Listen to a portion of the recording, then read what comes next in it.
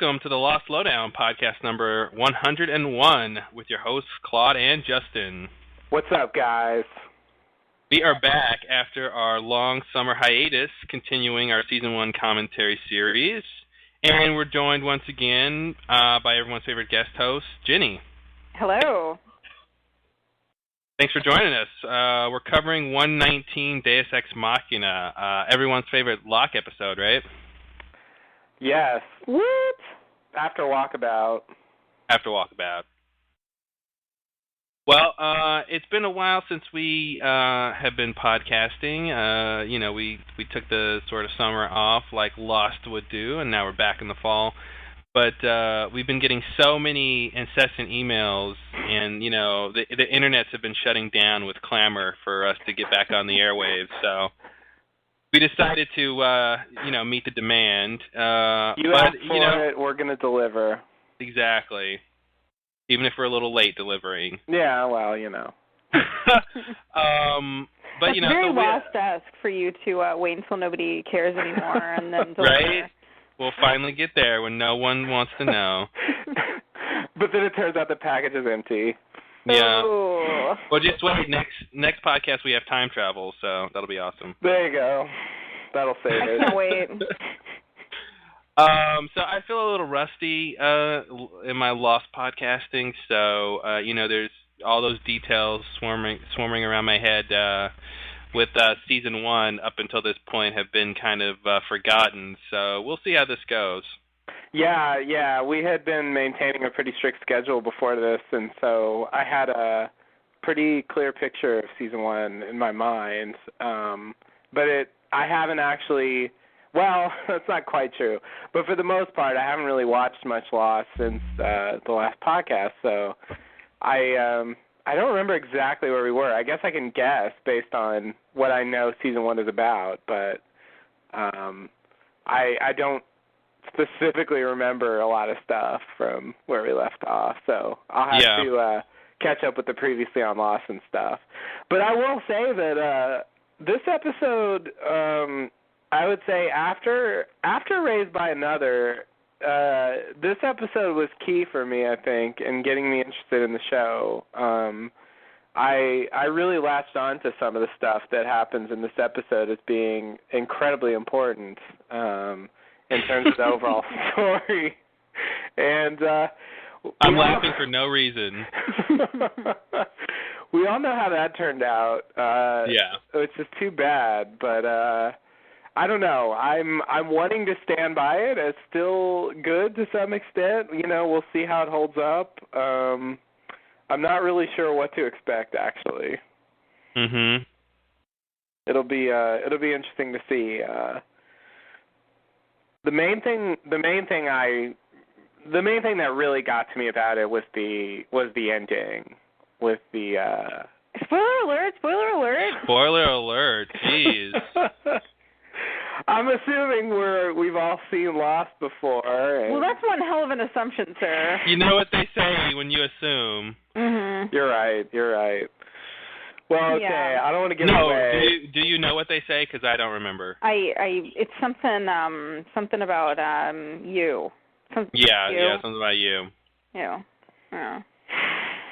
I'm interested to see this episode again. This is definitely one of my favorites of Season 1. We're just coming off of the last podcast being Numbers, which was another big Season 1 favorite. So seemingly. This is the 1-2 punch, of Season 1 maybe. Yeah, it was definitely a big high point for the season. This is the episode where we meet Desmond. Except not quite. Not quite. We would have if we were like 10 feet lower. We would have met him. Yeah. Attempting suicide. If I'm not mistaken. Yeah, no, you're right. Which I very well could be. I never actually watched Season 1. I'm just winging it. You're doing a good job so far. Thanks. All right. Well, you guys ready to jump into it? I think so. Let's just get queued up here.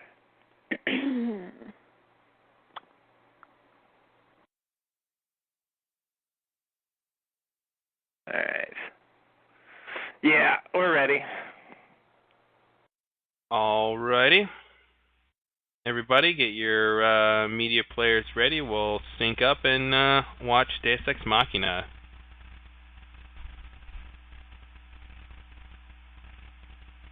Alright, here we go. 3, 2, 1, go. Did you see this article in the Times about how there's these tour companies that are catering and adventure tours for people with various disabilities? I missed that one. Yeah. I mean, I thought of Locke instantly. I'm pretty sure they ripped it off. Mm-hmm. They're like, hey, there's a need for this. Mm-hmm.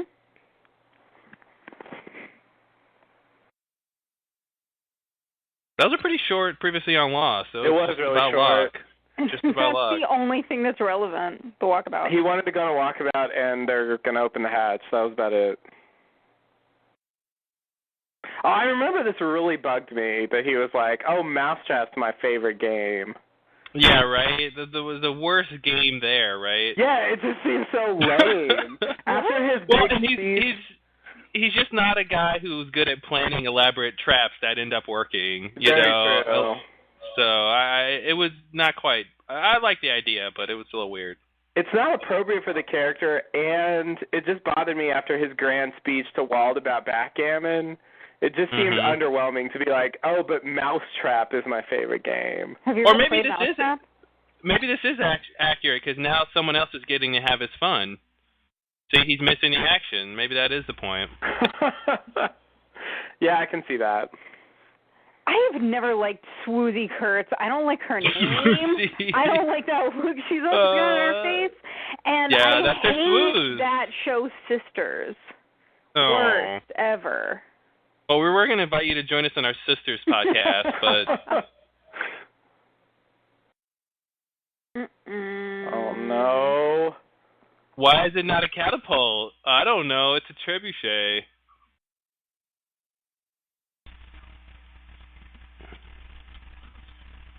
Man, how great would the show have been if they told us Locke was doing all this because of some outside influence, you know? Like giving him these engineering skills and stuff like that. On the end. Oh, yeah. Yeah. I feel like they almost did that. They almost did a lot of things. It's really true. It's really not very much like a catapult.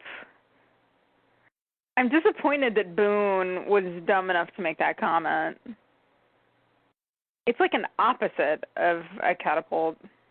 Well, it uses the same basic mechanics, right? Well, yeah. I mean, it's the same type of simple machine. It's like a lever and a fulcrum.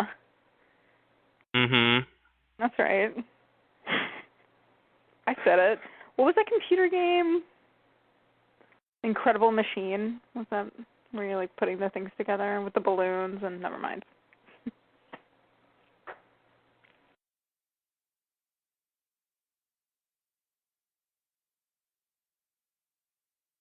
For those of you not watching at home, Locke has a piece of the apparatus stuck in his leg. That's another example. Like, Thank you, I forget. He's like, forget people aren't watching. Oh.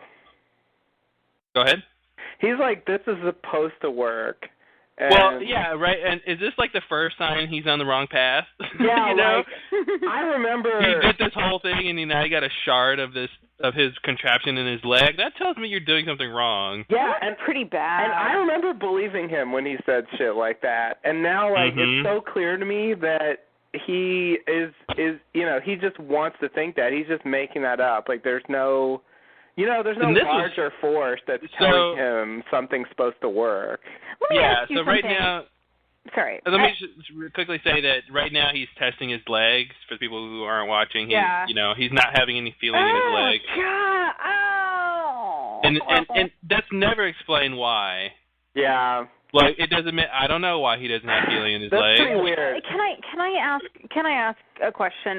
No question. Really have to Do you really This is a no questions podcast. Do you really need to stab yourself in the leg with a safety pin and put a torch on your foot to know that you are losing feeling in your leg? You know, with that kind of attitude, you'd never lost the use of your legs, have you?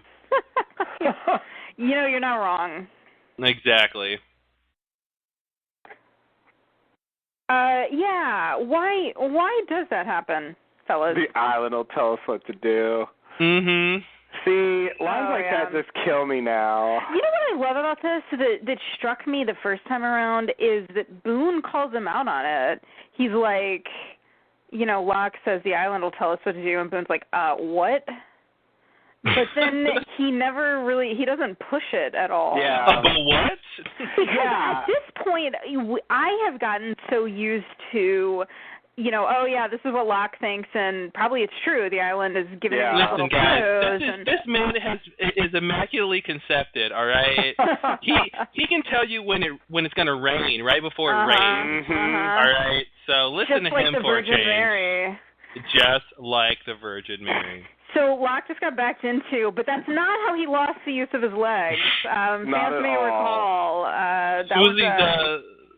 Swoozy's swerving in and out of these cars. Swoozy's back in her fur coat. Listen, this is Southern California. It's very cold. Right?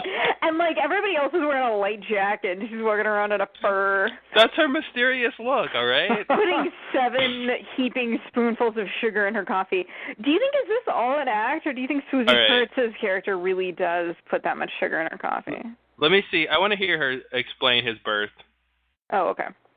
Let's see. This is this pivotal scene. Yeah. Mm-hmm.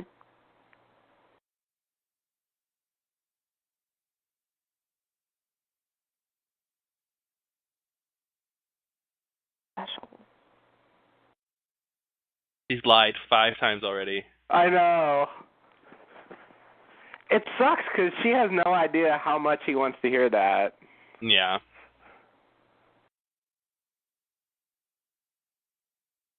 Great things. I don't know.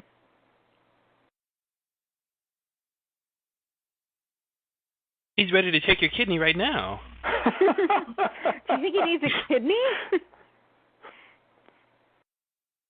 I think John, don't you understand? You don't have a father. That's like, you should have gathered that by now, right? Yeah, right. All signs are leading to that. Obviously. It was obvious. That's what the word special means.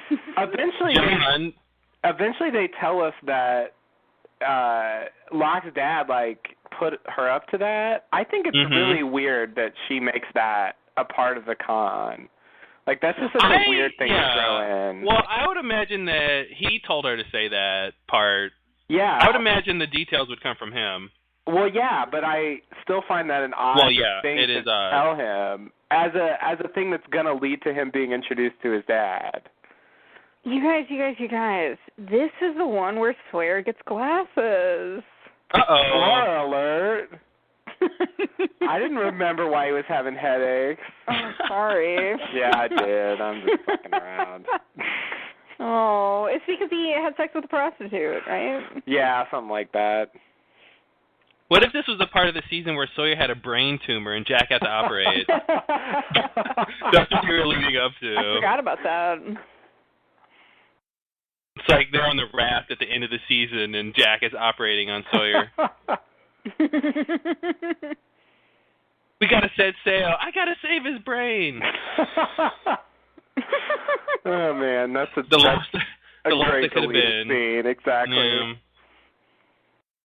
There's that line. I like that line. I thought it was. What was the line? I missed it. What was I'm real lucky, a brand new nickname. Oh, I missed it. Yeah.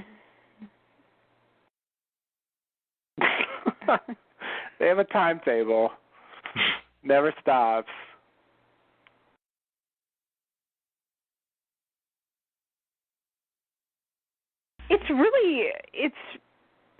Who is it in the second season who's like, well, we don't need to. There's got to be a front door to this place, and 5 seconds later finds it. Yeah. Yeah, I know. That's bothering. How come they're not knocking more? You know, if they knocked a bit more, Desmond would come out. Yeah.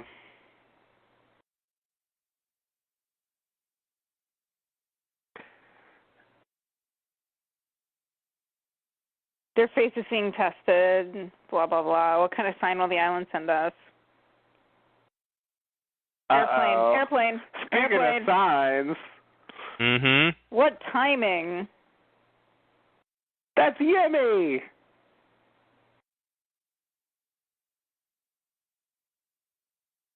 I remember this scene scared me quite a bit when I watched it the first time. It's pretty nice how they transition from a seemingly mundane scene to a dream sequence. Because they lull you into thinking this isn't a dream. I actually, even this time, forgot that it was a dream. I thought it was like a hallucination, but yeah, it's a dream scene. So yeah, that's Locke having the dream with the Teresa falls up the stairs, Teresa falls down the stairs thing.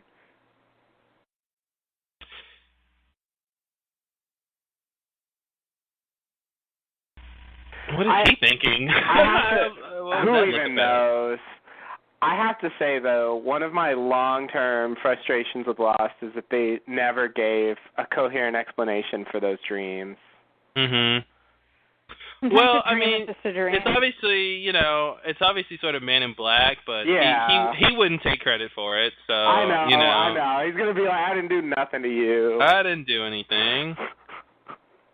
Yeah, like, I want to give him credit even for the fact that Locke's legs lose feeling and stuff, but it's like... Well, yeah, but that's what's weird. It's kind of a premonition, right? Yeah. Like, he's experiencing these legs things before it happens in the dream, and he's seeing Boone, like, hurt and injured before it actually happened. Exactly. So it's not just Man in Black telling him, hey, go to this location. It's giving these, like, future... details. Yeah, it is. But like occasionally Man in Black had a certain degree of precognition. You know? And of course he always had it when it didn't really matter. But, I don't know. Like, I guess I have to assume that's what's going on, but it still just isn't satisfying to say that. Yeah.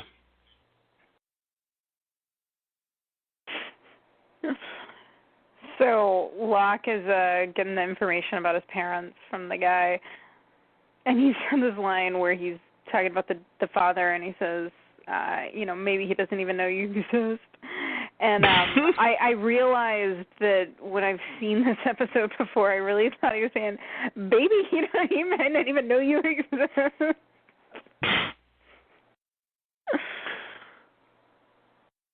That was foreshadowing, that scene right there. Foreshadowing? Yeah, Lost? Indeed.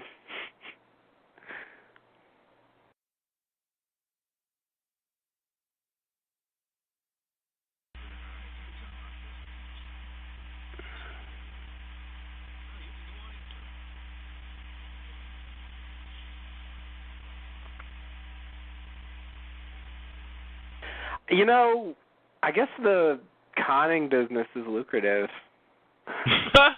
Yeah, especially if you can survive long enough, yeah. Yeah, he's got a pretty fancy compound for someone who just cons people.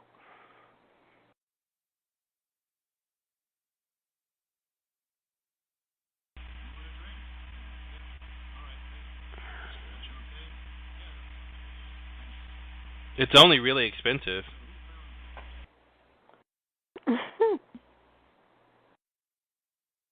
You gotta be drinking McCutcheons. That's something that's missing.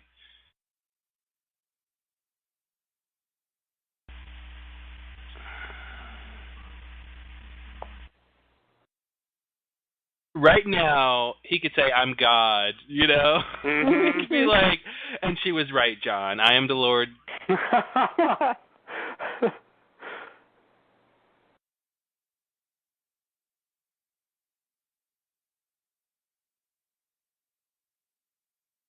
Yeah, it's just weird. He laughs it off. It's like, I don't know. Why set that up?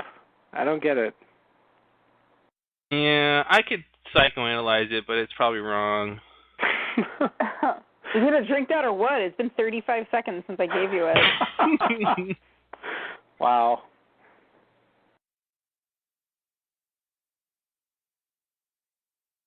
Didn't stick. Oh, didn't take. Ugh.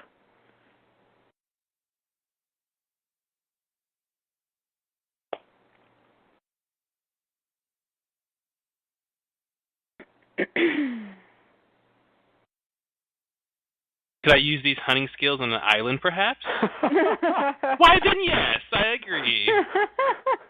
First, Daddy, teach me how to build a trebuchet. Only if we can use just a set of knives. I'm going to go knife hunting.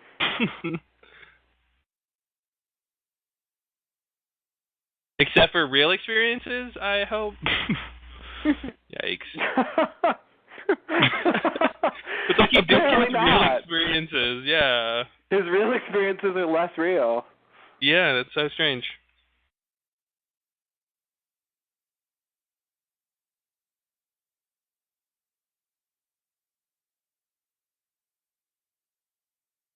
I guess that's another pseudo clue.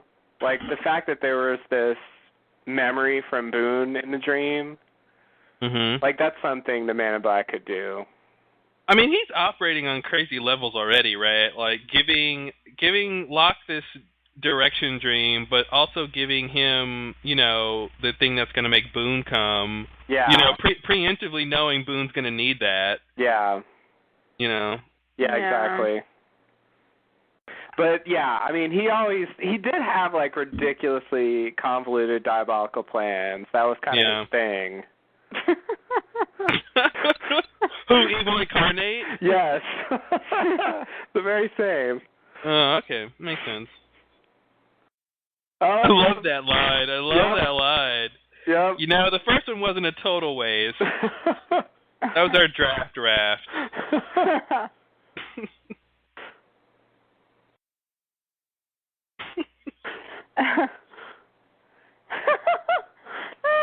I'm pretty sure he said more than one word. He really did. Now. Oh, Sawyer. Korean has 7 words for now. Sawyer's in real pain. He has a towel over his head. Aww. He never does that.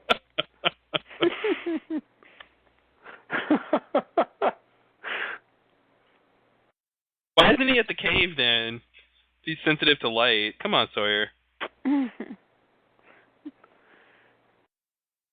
He had some reason for not going to the caves. I forgot what it was.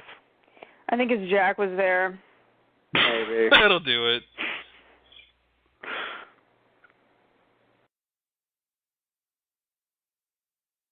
Why do you think it's a tumor? This really could be a setup for brain surgery. Yeah, right? If it's not a brain tumor, I'm not interested. I'm only interested in tumors. I only perform surgery on tumors or myself.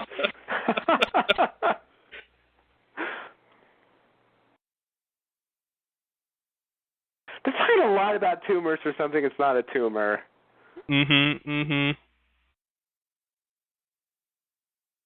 Like something burning, like a raft burning. Like a campfire.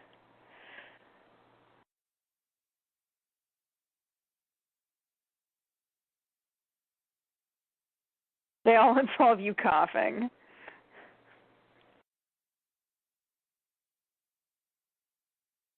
That high deductible.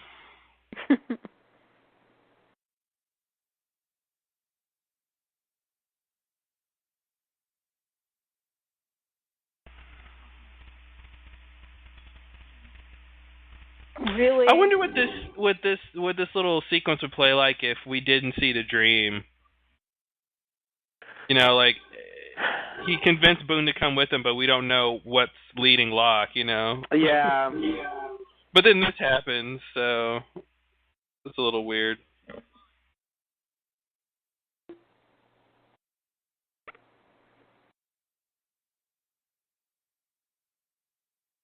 I feel like showing us the dream makes us believe Locke more. Yeah. Yeah. But I mean, even if he just said that Teresa thing, that's sort of believable. He's got, It is. And then he finds this thing. But yeah, it definitely. Then this happens. Yeah.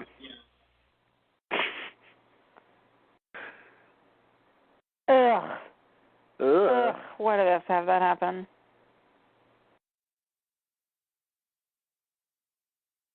Commercial on that? Okay.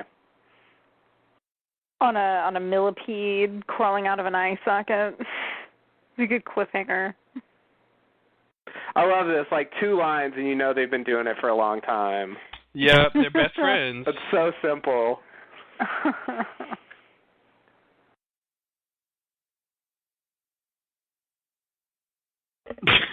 I didn't say 11, damn it.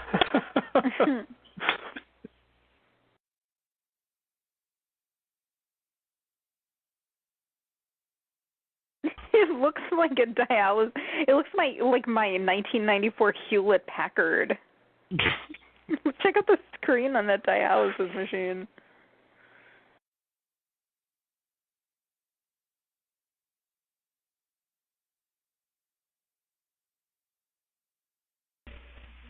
Everybody should start the day off with a little dialysis.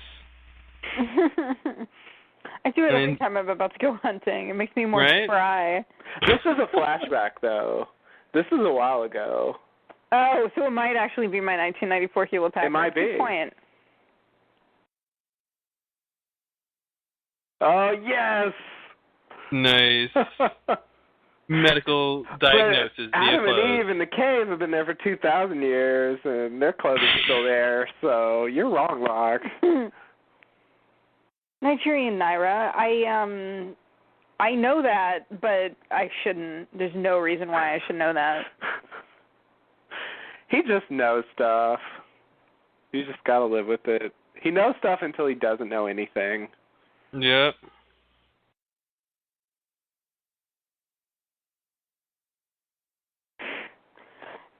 Wouldn't his headaches too damn loud? Wouldn't his headaches go away if he wasn't reading? Oh, I love these red shirts banging on shit in the background. Why is the guy banging on anything trash productive? can? They're just hitting things, and then they just stop. You want to get a lollipop? God. So many good doctor jokes. See, Jack brought him to the caves. Yep. Where it's nice and dark.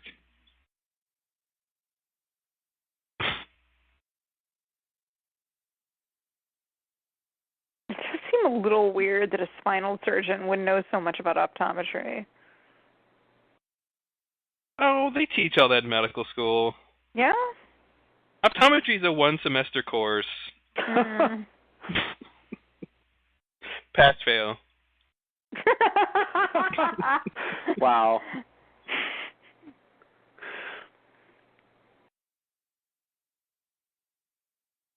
God, so much drama about Sawyer's vision. Jeez. Yeah. This is the B plot for this episode. Yeah. B isn't boring. Oh shit. It's true though. Yeah, I think I know the on-show explanation is the glasses, but I really think it was the Man in Black infecting his brain.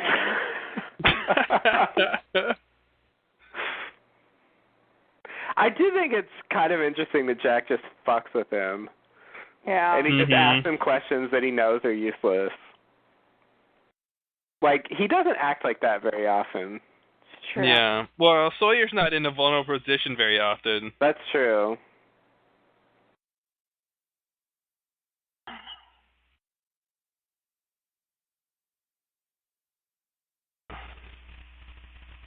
Well, the first thing is your legs aren't working, so he would know that.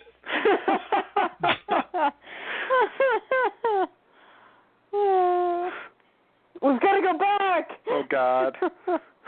So this was huge. This was a big moment. Yeah. I never quite cared about this, but there's a lot of people who never actually found out that he was in a wheelchair. Oh, totally. Including such people as Jack Shepherd. That's interesting. Who did know?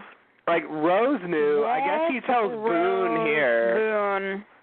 But a lot of them really never found out, and he never told them. And it's weird because, especially when he goes back and tries to get them all to come back to the island, it seems like that's the time to say, I was paraplegic before I went to the island, and suddenly I could walk again. That place but that's the problem. Special.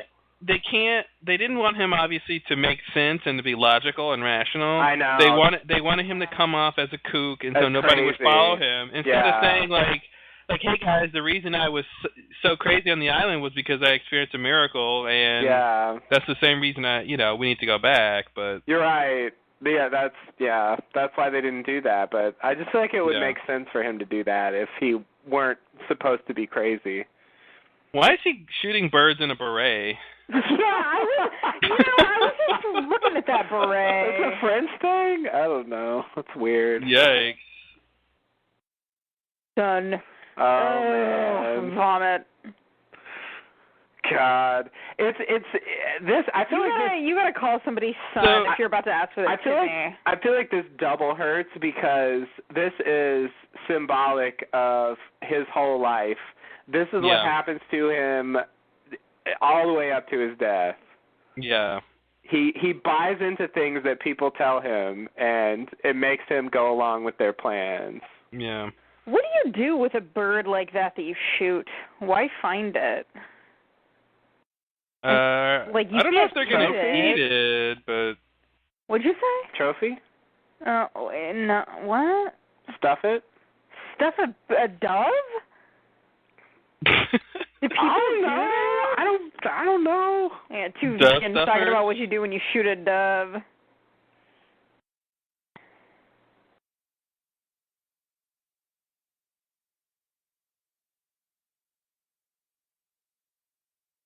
I really want Locke to look at Boone and be like, wow, you were such a dick.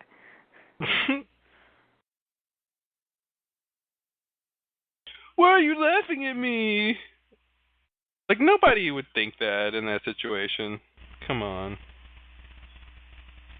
I mean, is it more probable that they would think, oh, he's laughing because there's an airplane right over my shoulder? That's obviously what the truth is. So it's like laughter of happiness or something because the thing from his dream is there. So he thinks he's, he's on the path. On the path, as it were.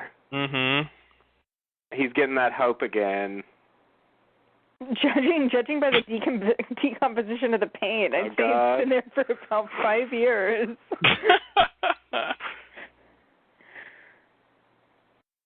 That's the other thing, too, right, is he doesn't, he had that vision of the plane crash, and it seemed like it had just crashed, but that's not true. Yeah, that's true. They don't tell us that now, though. So, no. At this point, the story could be a lot of things. So, I want to come back to this real question about the show that you guys were kind of asking earlier of, why does the Man in Black help make all that happen? Is it so that they will find the pearl? Well, I think so they'll find the radio and find the tailies? I mean, it's pretty hard to say because I don't know that there is actually a good answer. But I will say that he does definitely lead them to the pearl later as Yemi in Echo's dream, which I think is more definitively Man in Black because it's literally a form he takes instead of this dream. So why does the Man in Black want them to find the pearl station? I think, well, it's hard to say. My general impression is that he wants them to not believe in the hatch. Okay. And that's what the pearl ends up doing eventually. Oh, maybe because he wants them to not press the buttons and kill themselves. There's that too. If he's taking it that far. Or maybe he thinks that if they don't press the button and the whole thing explodes or implodes or whatever, if he doesn't do the fail-safe, then somehow he'll be able to escape the island? I mean, yeah. But he really shouldn't think that because he wasn't able to leave the island before Dharma came. Yeah. Occam's razor here, I just feel like whatever Man in Black has to do to get Locke to believe and take his orders is what he was going to do. And I think it's less about what the button did or didn't do. It was more about convincing Locke to follow a certain path, you know? Yeah. I mean, I do think he didn't want him to focus on the hatch too much because I don't think that really helped him very much. But specifically, I think you're right. Like, the general point was, I'm going to send you dreams, and you're going to think the island's talking to you, and then you're going to follow my orders. All right, that makes a lot of sense, yeah. This glasses sequence is getting really dramatic music. Mm-hmm. I really think Saeed should have been able to do a better job of putting those glasses together, given what else he had 2 pairs of glasses and a hot stick. What did you want him to do? That was kind of amazing.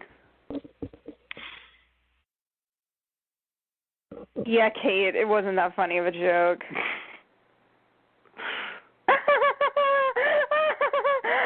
Steamrolled Harry Potter. You know, but speaking about what's going on here with Locke and Boone going to this plane, there is some element here that Boone is necessary, right? Like, because he specifically took away Locke's use of his legs. Otherwise, Locke could have done this trip by himself. Yeah, that's so there is some reason. I mean, it could be a plot reason, you know, a character plot reason with, you know, Boone doing this for Locke and then Boone ended up dying and all that stuff. But he does end up believing that Boone's sacrifice was demanded. Oh, I've never heard them say that. I'm not familiar with that. Okay. Yeah, no, it's just a new thing I came up with. Nice, I like it. Yeah. We should incorporate that. Yeah. No, it's good. I like it, too.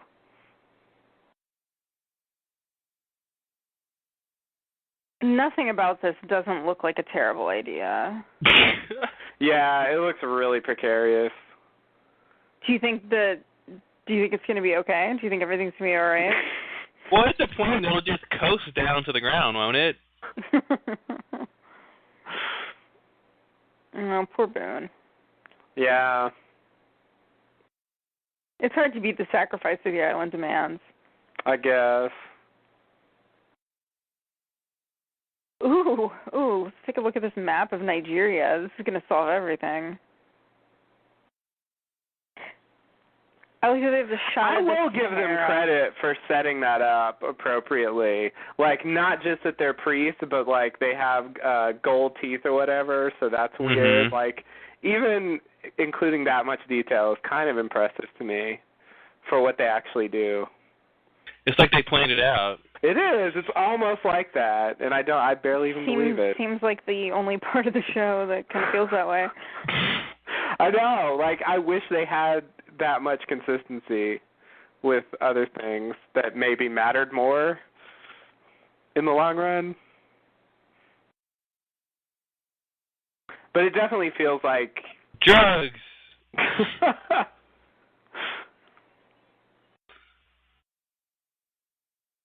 Blasphemy and heroin. Oh. I hope Charlie doesn't find out about this. I'm sure he won't. Nah, they don't tell each other anything. What? So how did he know that it was heroin before he threw the statuette down on the ground? It's like you see a little Virgin Mary statuette and it must have heroin back in it. Did he see any broken? I didn't see a shot of this, but did he see any of them broken in the plane? Okay. I didn't see a shot of that either. They but didn't show that, but that must be it. Yeah. Oh no, Locke's losing his faith again. So fast. Oh man, he's turn him on, turn him off. This is one of those moments where, you know, when they call Locke the man of faith later, I have to say, like, for a man of faith, his faith was really easily shaken. Yeah. Even the slightest setback, and he's like, oh my God, you know, there's no reason, I'm a failure. He believes in the kind of faith you can prove it, you know, believe it, you know. It's like if something crazy happens, he'll believe in it. Exactly, and that's like not really much of a man of faith. Yeah. That's you know. Yeah, at the very least, his reaction should have been, keep looking. That's Maybe there's evidence. something on the plane other than heroin. Yeah. Oh, here's this business. Mayday. I really want to hope that Man in Black is, in smoke form, pushing this plane off of the cliff. Yeah. He could do it. He could. That's the wrong place to be when the plane nosedives. Yeah. Repeat your transmission, please. Seems like a weird thing for the tailies to say. You mean Bernard? You mean Bernard? He's a Deist. Of course he's going to say that. I remember when I originally saw this, I really did not think Boone was going to die from that. Yeah. Well, I know it's bad, being but... really impressed that they would kill Boone. Yeah. And thinking, wow, if they're going to kill Boone, God, they'd kill Shannon. Yeah. Well... Yeah. Well, I feel like they were a package deal. You weren't going to have one without the other, not for long. No, I mean, I'm mostly kidding. Yeah. But I did, when I saw this, I was like, wow, if they'll kill him, like, maybe they're serious. Other people could die, too. They wanted you to think that.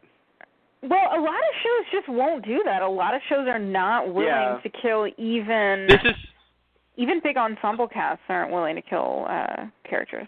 Yeah. This is probably the wrong thing to do, to, like, carry Boone all the way across the jungle. Yeah. Like, I think a medical professional would probably say leave him where he is. You're right. Yeah, that's what they always say. I've seen enough to know that. Yeah. Yeah. Sling him over your shoulder and carry him all the way. But he ends up wanting to cover up what happened to Boone. Yeah. Oh, yeah, that's true. He doesn't want people to find that plane, I guess. Yeah, exactly. He wants that to be his own thing. That's right. He doesn't carry, that's the thing, he doesn't carry Boone to Jack because he thinks that that's the best way for him to get care. Yeah. He carries him there because he doesn't want anybody else to find the plane. What a dick. I mean, he still wants Boone to get help, but... Yeah, but it's not as important as the island. He has other priorities. When did his legs start working again? Apparently, as soon as it didn't matter anymore. He just mustered the energy to make him work. I mean, that's basically all that happened. Really? Because it seems like it was pretty far. Boone, just breathe. Just breathe, Boone. You'll be fine. Ugh, that's gross.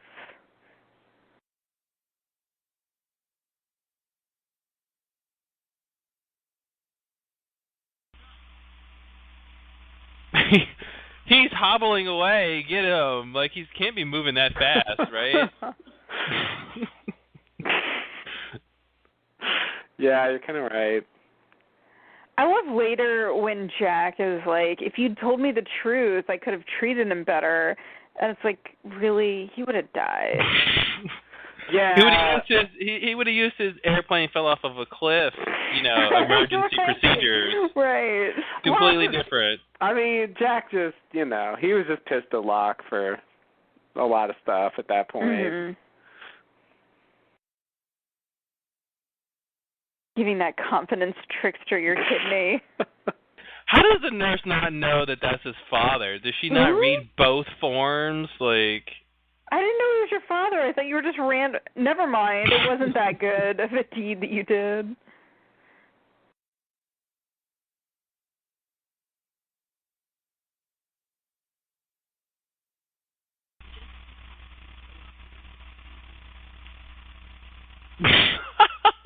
He took my kidney. You're going to give me some juice?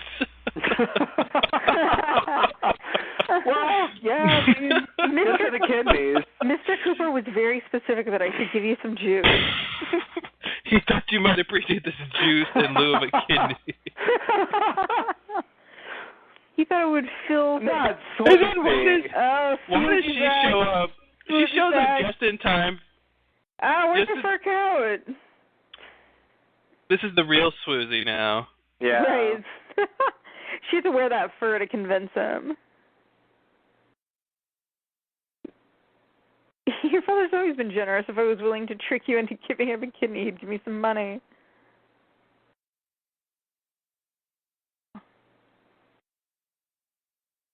It's like a line from What's that about? Yeah, it still could have been his idea without the Immaculate Conception thing.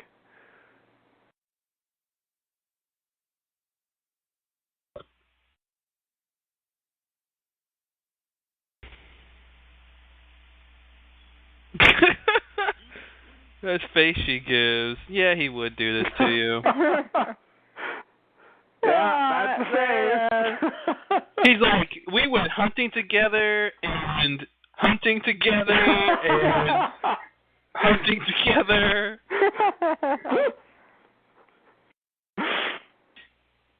Eddie, let me in. Don't act like we're not friends. It makes it even worse that his mom is in on it too. It's like, well, she gets none of the blame for that. I know. I mean, it's because it's not her idea, but she definitely knew what she was doing.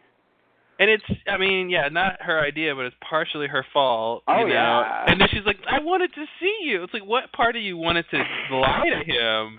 Yeah. When you went to see him for the first time ever. Yeah. I feel like Eddie ought to feel worse about this.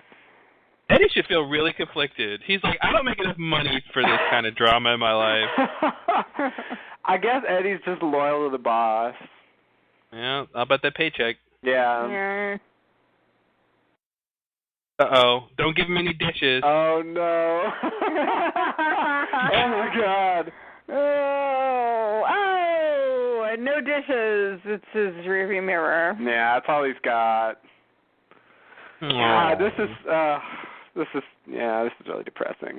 Yeah. Ooh, I want to watch the Henry Gale episode. Because this is like... Well, guys, at least we have the solace of knowing that by the end of the show, he gets to be the character he's always wanted to be, and he gets everything he's ever wanted in his heart. I know, exactly. I'm very comforted. Jesus Christ. And now we get this. The episode's basically over. I don't see anything dramatic happening for the remainder of the episode. Yeah, I might as well cut it off, right? He's never getting into that hatch. Never again, man. Uh-oh. Someone's going to the bathroom. I know. All it's missing is like a flush sound. The brightest bathroom light and then the mystery ever. music. Lost. All right. Yep. Well, the B plot of Deus Ex Machina is pretty lackluster. Pretty weak, I agree. It wasn't quite Noisy Tree Frog, but it was pretty in the same territory. It was like totally. Sawyer's annoyed by something, and there's an easy solution. So they'll spend the whole episode trying to get to that easy solution. Yep. Man, oh man. That moment was so amazing the first time. It's pretty incredible how context can turn it into almost nothing. Which moment are you talking about? The light on the hatch door. Oh yeah. Well, the first time that was incredible. It's a great ending because you see this whole episode about Locke being conned by his dad for a kidney, and he's hopeless at the very end, and hopeless in the island plot line, and then you get the light at the end, and you go, yes, it's great. Yeah, it's not all for naught. Things are going to work out just fine. He is on the right path. There's some setbacks. It doesn't look, like everything's going right, but ultimately he's been given a sign that he's doing the right thing, and it'll all work out, for him in the end. God.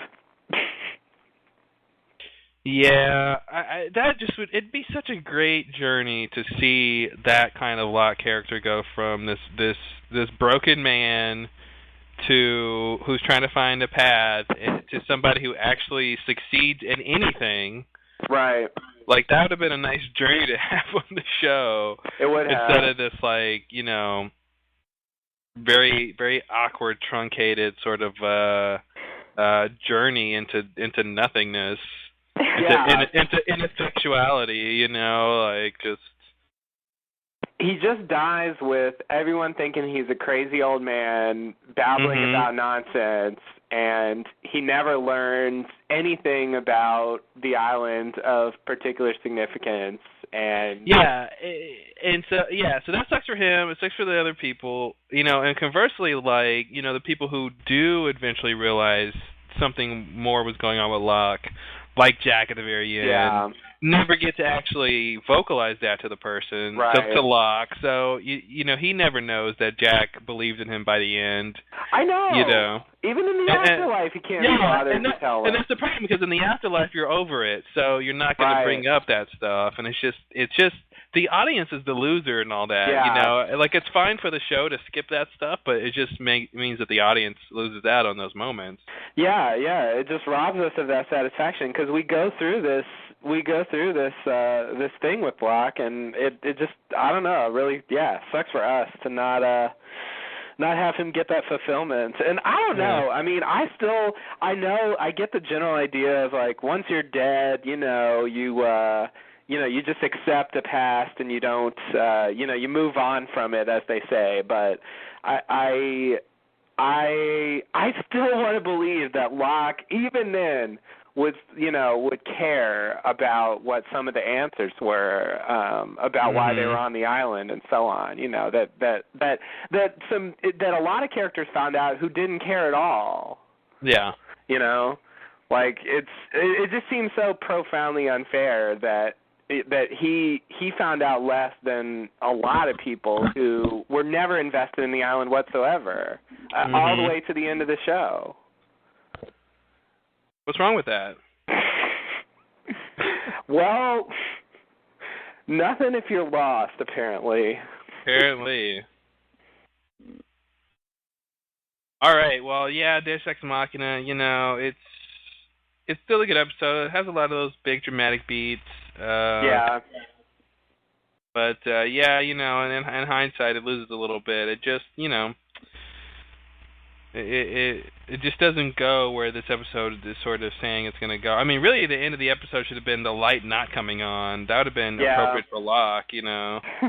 Yeah.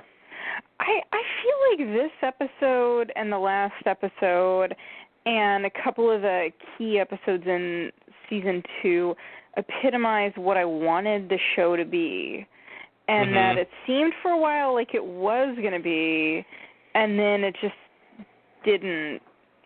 It just didn't happen. And then season 3 happened. Yeah, I thought that season 3 had some good stuff, and you know, I thought that the season 3 was, it wasn't great, but season 4 for me was the big turning point of, like, okay, this show just is not what I thought it was going to be. Like, it's not what I mean, I still enjoy it, I'm still watching, but it's not the show that I was hoping it was going to turn out to be.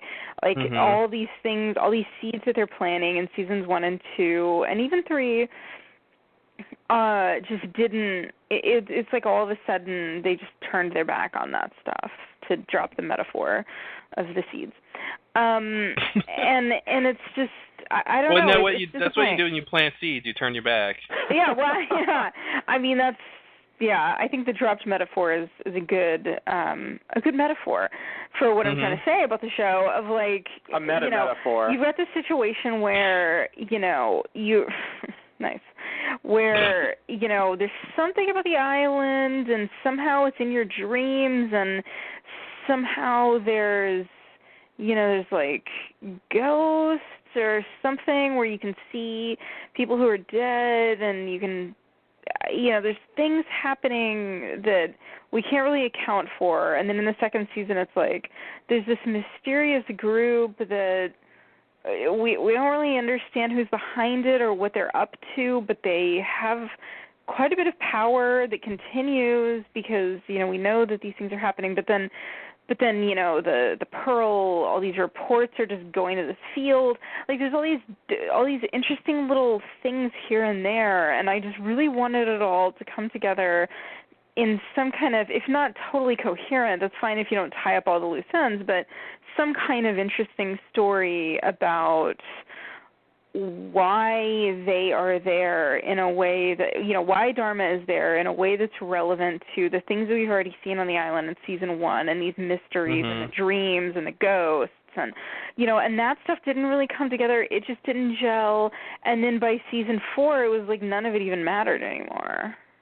Yeah, I agree with you. I think they missed their opportunity to basically solve the brunt of what you were just saying by not making the incident actually, like have the Losties who time travel to the 70s actually sort of like save the island by doing what they do during the incident, and therefore, like, preventing the island from being destroyed and letting, the sort of rest of that timeline continue. I feel like that would have been the grand, this is why they're here, this is why they first came here, this is why they needed to stay, this is why when they left they needed to come back, because it was all going to build up to this moment where they had to play a very crucial role in the existence of the island.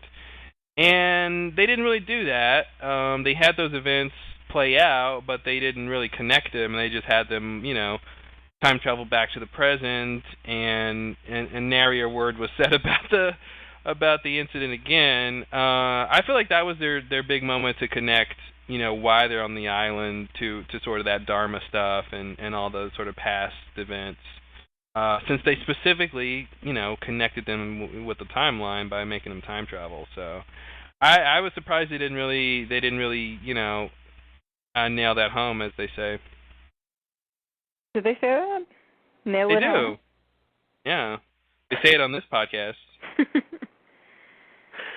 Yeah, I'll just go ahead and admit that, as much as I am disappointed in an empathetic way for Locke and other characters for, not really living up to their potential, ultimately, like, it comes back to me, like, the show got me to believe in some of those things, The show got me to care about some of those ideas of being on the island and it being some kind of place they were destined to be, where we were all mans of fate. You're saying? Yes, yeah. They turned me into a man of faith about the show, and it's I guess they give us an answer in the end, but it wasn't enough for me. It felt underwhelming after what I'd been through.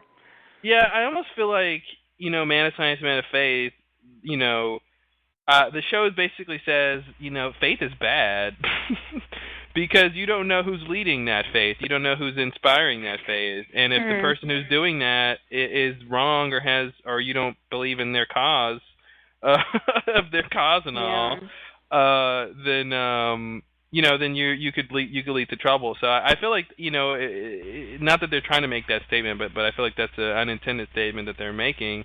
And again, it goes, back to the sort of other analogy of the fans, the viewers of the show being like Locke, because in the end, we didn't get what we wanted either. The faith led us down the wrong path and made us jump to conclusions that weren't apt and jump to conclusions that the show didn't expand on. So it's such a weird thing how they're, the places where the show fails just kind of mirrors, the sort of story and plot of the show. It's just weird that way. It's like we're watching this show about mysteries. People on an island that's full of mysteries, and we want answers. They want answers. All of their answers come from people who got answers from other people, and that's where our answers come from too. So it's just this weird like thing, sort of unintentional, sort of symmetry between watching the show and what's going on in the show. Yeah. It ends up being pretty much a bunch of hearsay. I mean, at the end of the show, we can say, there's something weird going on that island. I mean, it's not it's not normal, and there's something funny about that island. In a depressing moment, I might think, oh, maybe it was all bullshit. But if I think about it rationally, it's, there's a lot of strange stuff that happened, and I mean, the Man in Black goes on about, oh, it's just an island, it's not important, it doesn't need protecting, and it's like, well, you can say that, but you got thrown into a cave and turned into a smoke monster, sir. Like, that's not something that happens just on any island. And he's biased, right? Because he doesn't want people there to protect it. So it's like you can't even just assume that he's being honest. I know. I know, and I don't think he is, and at the same time, I believe him, and that's the most annoying thing about Lost. Like, they always got me to believe in things that were either like wrong assumptions, or people outright lying, or even people thinking they were telling the truth but just being wrong. Yeah.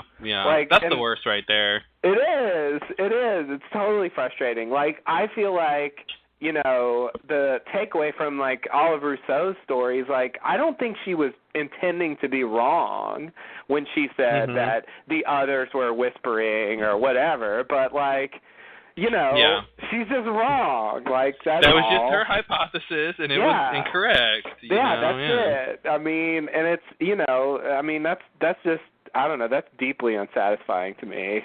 To just have a show about a bunch of people, you know, either lying, assuming wrong, or just being wrong out of, you know, naivete or whatever. Like, it's, I don't know. That's a weird thing to me to base mysteries around. I guess usually I think of mysteries as leading up to a character or characters who actually know the answers. Yeah. And it seems to me that although there are some characters that know some answers, there was really no character that knew all the answers. And that's weird. Yeah, I mean, that's something interesting to try, I think. You know, a mystery where there's just more mysteries. But, you know, the problem is you don't get anywhere at the end. Yeah. You know, I think the show would have just been a lot better if all the character stuff would have just been, well, not all, but more of the character stuff would have been, you know, solidified. Some of the stuff we're talking about with just Locke knowing certain things and Jack knowing certain things, and you know, I mean, I think if they would have got that stuff, that would have been enough. But you know, without having to go as far as giving more answers to mysteries, you know. Right. I really feel like it from where they were going to end up with Locke, I mean, I don't think they necessarily knew that at this point in season 1, but I definitely think, like, he should have been written differently early in the show if they knew where he was going to end up. Because it just doesn't seem consistent to me. It seems like the story they're telling about Locke here is not the story they end up telling about Locke. And, but on the other hand, if they started out telling the story about Locke that they end up, I wouldn't have liked them as much. I wouldn't have been as interested. Yeah. You know, so it's like they could have had a more coherent show, but it wouldn't have had the good parts, but it would have made more sense. I don't know. It's a weird situation. Like, I mean, I guess I'll take what I can get. I mean, I'll take the parts that are good and I enjoy, but it's frustrating that, you know, it doesn't really add up. Yeah. You know, you just get these pieces, and you know, you can like them if you want, but it's not really going to help you.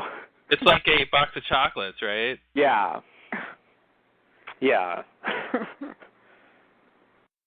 Pretty much. I mean, I don't know. Like, you know, it just kills me because I feel like having seen the entire show, you know, every second, I feel like we should be able to look at an episode like this and be like, oh, of course, you know, it all fits. I see. He's doing that because X, Y, and Z that comes later. You know, we can see it all falling into place now. Like, that's how shows like this are supposed to work, right? I mean, that's what you do when you watch, you know, when you watch a mystery or whatever, when you watch The Usual Suspects or something and you see those scenes, you know, you go back, I'm okay, you know, putting aside whether problems with that movie are, you go back and you watch the scenes and it's like, oh, I know why he's saying that. It's because he, you know, blah, blah, blah. Like, when you know the answers, the earlier scenes fit. You know? Yeah. And that's what's not happening here. And we can sit and make up, you know, answers that like semi-work, but it's like, why don't they fit very well, you know? Like, and it's clearly because, to me, you know, I don't think they really had a long-term plan at this point, or at least they didn't have a specific long-term plan. And so the stuff they're doing now, I think, is pointing in a direction that maybe they did want to go at one point. And, you know, and it just, the show just kind of morphed organically over time. And and that gave us this weird, I don't know, to continue the metaphor, it gave us this weird, like, deformed, mutated creature, instead of this sort of, nicely designed, like, streamlined, I don't know, unicorn or something. Took a turn. Well, I certainly would have preferred a unicorn on Lost. They could have had one. Why not? Why not? Kate, is that your unicorn? Exactly. Yeah, I mean, of course, the other problem again is that the mysteries, the answers didn't, the answers had mysteries, and then those mysteries didn't have answers, Yeah. So that's kind of part of the problem. You can't sit back and say what's happening when you never get a chance to figure that out, and you never get any real info. Yeah. And I think that's what's cool. I mean, I think that definitely is what drove the mystery, the whole show, and I think that's probably why it was very likely, or maybe even inevitable, that it would be less satisfying because of that, unless you actually have a season or have a part of the show where you sort of stop, churning out mysteries and start answering stuff. But they're in this weird world that just keeps going on, and they're and you could never, and I like that. It's not satisfying, but I like that. You can ask Jacob his history of the island, and it goes back to Mother, and you can ask her history of the island, and it goes back to whomever was before her. But you're never going to get a textbook that says this is the beginning of the island, and this is how it started, and this is the rules, and these are the people, and this is what you can do and can't do. They were never gonna find that tome written anywhere about they blow off the cover, the dust off the cover, and it's the secrets of the island. How to harness the island's power or something. And I think that's what a more traditional mystery would have led to, something concrete in that realm. And so, but instead they have this weird hearsay and word of mouth kind of oral history, and people are following people they've never met, and they don't even know what their ideology is, and so they're mixing a lot of, and then of course all the strangers and people on a strange island, they're just mixing so many different kinds of elements that that it just doesn't play out like a regular drama would. Right. Because again, you have some character who I mean, any other story where a character feels like they're on a journey, they're on a path, a spiritual path or something, they're gonna be on one. Yeah. And it's going to be sort of honest, and it's going to be for real, and because it's going to be important to their journey as a character that they walk that path and they find or don't find. It's like the Wizard of Oz, and they're walking down the Yellow Brick Road, and they get to Oz, and it's like, wait a minute, there's no Oz, and there's been no Yellow Brick Road. You're like, what have we been following? Oh no! And then the movie's over, they all die, and it's just like, well, that was cool, but that wasn't that satisfying. Yeah. They never got to actually get the heart and the brain and whatever else they wanted, right. And stuff. Yeah. It's actually a pretty apt analogy. Yeah, I mean, I think that's really pretty much it. Yeah, that's exactly what you don't actually get to go to Oz, and Jacob is the man behind the curtain. Yeah. He is. He doesn't Literally. work there. Although I love that in the episode, the man behind the curtain, Jacob does not appear. No. Of course. Why would he? He's behind that second curtain, behind the first curtain. Right. Look behind that one. I guess it kills me because, there's evidence. If you look within the seasons when they were more coherent, not necessarily still perfect, but, there was more of an attempt, I think, to, make a sort of mystery reveal pattern fit together, you look at stuff, interest season, in between, within a season, that's easier to do. Yeah. Well, yeah, I know it's easier to do, but it illustrates that they understand the principle. If you, They understand the principle of writing mysteries. Yes.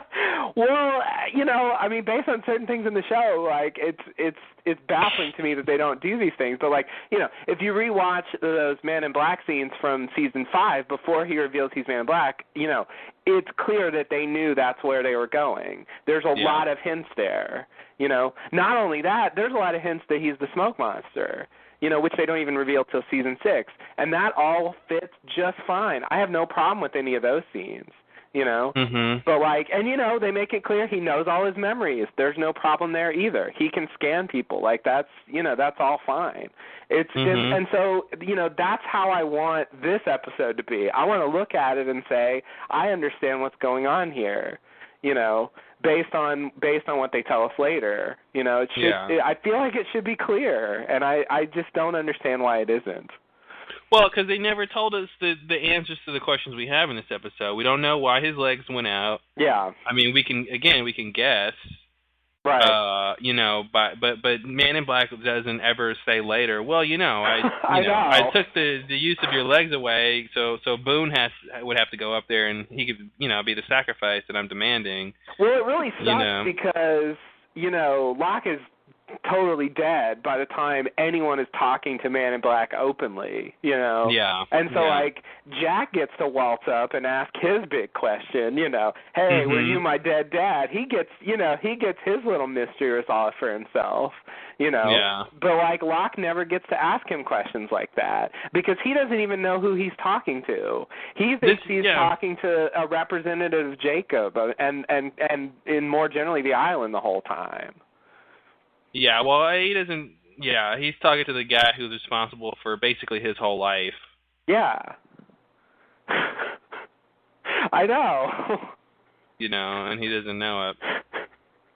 I know, and it's just. I feel like if anybody, I want to see that scene. Don't you want to ask me why? Yeah. I want to see Locke and Man in Black in that scene. Absolutely, it would totally make sense. And from Locke's, paralysis being cured, the stuff like this, all of his dreams, the cabin visits. Locke had some of the weirdest shit happen to anybody in the show, and he's the one character who really never gets a chance to have any questions answered. And I feel that's like amore. Yeah, like I feel like that's a big problem. Like with Locke specifically, like he's so much of the mysteries are swirling around him, and yet he gets cut from the story pretty early, and by the time they're ready to reveal stuff, he's not even around to ask. So and no one else is going to. Like I said, Jack never even knew that Locke was paralyzed, so he's not going to ask, hey Jacob, hey Man in Black, why was Locke paralysis cured here? What happened there? Can you explain that? What would they say to that? I don't even know. Well, and it begs the question, who was responsible for curing on the island? Was it Man in Black the whole time? Did Jacob ever cure anybody for real? Like I know, and it's a killer because there's never an opportunity for either one of them to take credit for it. So it's just like, who knows? Maybe, maybe not. I mean, there's the temple waters. That's separate or the same or who knows? Well, surely people who've watched the whole show know the answer.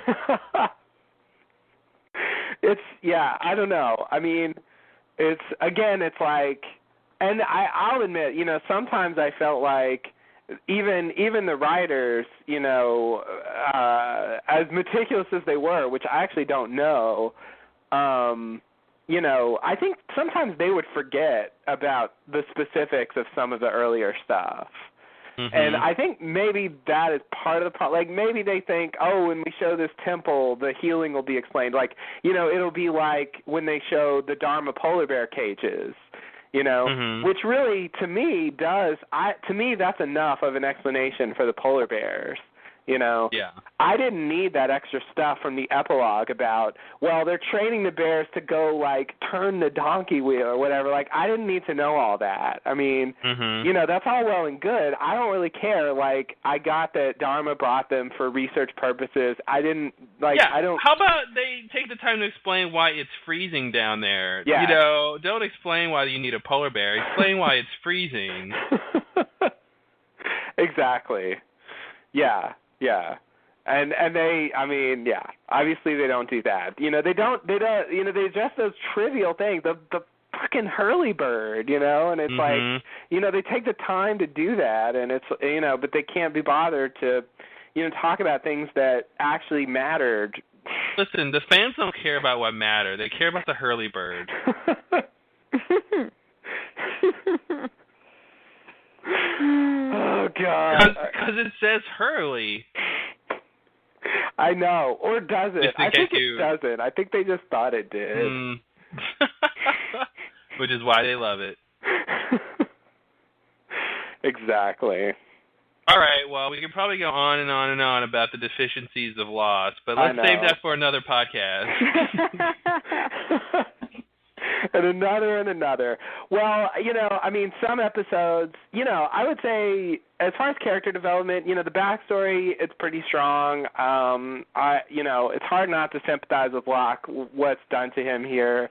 And, you know, having him, you know, go through this thing that leads to disappointment on the island with a slight glimmer of hope, also pretty strong. The B story was kind of weak. I would say, you know, this is a good episode. I just can't be totally happy with it in light of the whole show. If I look at it under a microscope, you know, there's a lot of good stuff there. It's, you know, that would be my final, you know, little thing about it. I mean, I think it's scary and confusing in the way that the best episodes of Lost were. It just makes me wish that the show had gone the way that I wanted it to go. Yeah. I mean, and I even enjoyed, as inconsequential and lame as it was, I actually enjoyed the B plot. I thought, you know, it led to some kind of charming and kind of funny little interactions. It was lame, but, you know, whatever. It doesn't matter because the A plot is pretty interesting. You know, all the flaws that you guys have been talking about ad nauseum aside, have we reached nauseum? I don't know. I zoned out. I was on IO9 for the past 5 minutes or so. All right. Well, I was too. So. Okay, good. But no, I mean it's I think it's a good episode. I just want to say you're wrong. No, I'm kidding. No, yeah, it's a good episode. Yeah, I think you know, it pretty much holds up, I think. I mean, it doesn't, you know, it's a little lackluster in terms of the overall plot of the show, but on its own, yeah, I think it still holds up. Yeah, and it doesn't quite pack the punch that it used to. I mean, I definitely envy people who've never seen Lost before seeing this episode for the first time, because I think it's really good in that circumstance. Yeah. You know, lucky them. Is the phrase "ignorance is enviable"? Is that the phrase? I think it's true. It's really true. Because, yeah, I can totally remember watching season 1 and being completely enthralled by all this stuff. Yeah. And, you know, if I can't feel it anymore, at least I remember what it was like. I would love to start like a technology company that has a product that basically erases your TV memory, so you can rewatch TV shows as if it was the first time. Oh, I think that makes a lot of money. That. Yeah, I think I got my audience here. One of my friends. You guys are throwing money at me through the phone. Please tell us more. One of my friends is watching BSG right now, and I'm so jealous. Yeah. They're in for a sad disappointment, but it'll be fun until then. I know. That's, yeah. I guess a lot of shows can end that way, but... Yeah. Well, but no show have I committed to quite as much as Lost, so I think... and continue to commit to. I know. I'm still here. I'm still won't talking stop about this. committing. Once we get through this whole commentary thing, maybe I'll be able to put it down. Like Lost is your ex-husband who keeps showing up to try to fuck you, and you let him in. You know how many times I tell him that? He asks me to stop every time, but I won't. Yeah, it is. But you know what?